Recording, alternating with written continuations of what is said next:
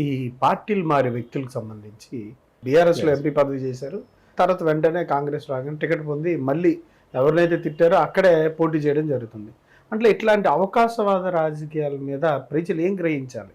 ఒకటి ఈరోజు మా చెవెలనే కాదు, రాష్ట్రంలో తెలంగాణలో కాకుండా యావత్ దేశంలో కూడా ఇలాంటి వాళ్ళకు ఎప్పుడైనా దెబ్బనే. ఇప్పుడు పార్టీని మారుస్తూ ఉన్నారు. ఎందుకు మారుస్తున్నారు?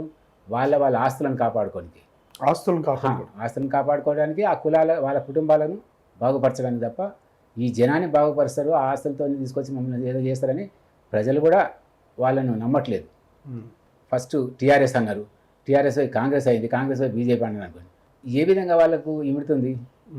బీజేపీ ఒక పార్టీని తిట్టి మళ్ళీ అదే పార్టీలకు పోయి అదే పార్టీలో నేను కంటెస్ట్ చేసి పక్క పార్టీని తిడుతుంటా, ఆయన తిడుతున్నా అనేది కూడా అర్థం కాని పరిస్థితి. అయోమయంలో ప్రజలను నెట్టేస్తున్నారు.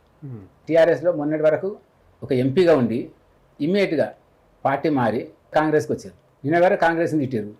ఈరోజు తిడుతుంటే కాంగ్రెస్ వాళ్ళకు ఇబ్బంది, వాళ్ళు ఏదైతే పార్టీలు మారుతా ఉన్నారో వాళ్ళకు కూడా ఇబ్బంది, జనానికి అన్నిటికంటే ముఖ్యంగా ఇబ్బంది.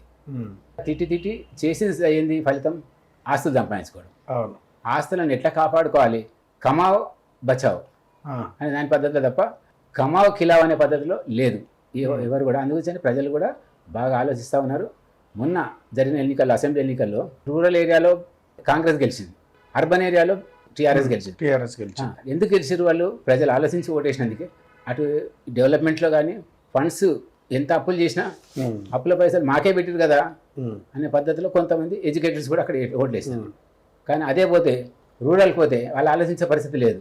మాకు అవి వచ్చినాయి, ఇవి వచ్చినాయి, మీకు అవి ఇచ్చినాం, మీరు ఎందుకే పథకాలు ఇచ్చినాము, పథకాలను ఎట్లా మర్చిపోతారు? వాళ్ళు మరవరు, నాకు ఓటేస్తారు అన్నాడు. మొన్న ఒక ఇంటర్వ్యూ చూసిన ఆయనదే, కేసీఆర్ గారిది. ఆ ఇంటర్వ్యూలో ఏం చెప్తాడు? మొత్తం మావే సీట్లు, ఓకే మొత్తం 16 సీట్లు నీకే పడ్డాయి అనుకోండి, ఏం చేస్తావు? ఈ ప్రజలకు ఏమైనా న్యాయం చేస్తా అని చెప్తలేడు. అది వాళ్ళని తిట్టడం తప్ప వేరే ఉద్దేశం కనపడలేదు నాకు ఆ మొత్తం ఇంటర్వ్యూలో. దాదాపు 2.5-3 గంటలు టీవీ 9లో